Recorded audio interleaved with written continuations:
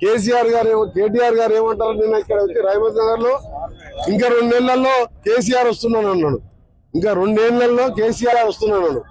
అసలు కేటీఆర్ గారు ఎన్నేళ్ళకి ఒకసారి ఎలక్షన్ జరుగుతుంది అసెంబ్లీలో? 5 ఏళ్ళకి ఒకసారి. ఈ డిసెంబర్ ఇంకా నెల అయితే 2 ఏళ్ళు మీ వచ్చి 5 ఏళ్ళ టర్మ్, ఇంకా 3 ఏళ్ళు ఉన్నది. 2 ఏళ్ళకి వాళ్ళ ఆయన వస్తాడంట. రామోజీలో పండుకున్న ఆయన వస్తాడు.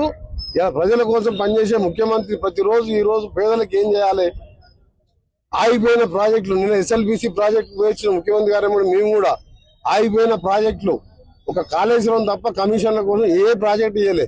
అటు ప్రాజెక్టులు ఆగిపోయిన పూర్తి చేసుకుంటూ సంక్షేమ కార్యక్రమాలు చేస్తున్న ఏకైక ప్రభుత్వం ఈ రోజు ఇది. 76,000 ఉద్యోగాలు ఫిలప్ చేసిన ప్రభుత్వం ఇది.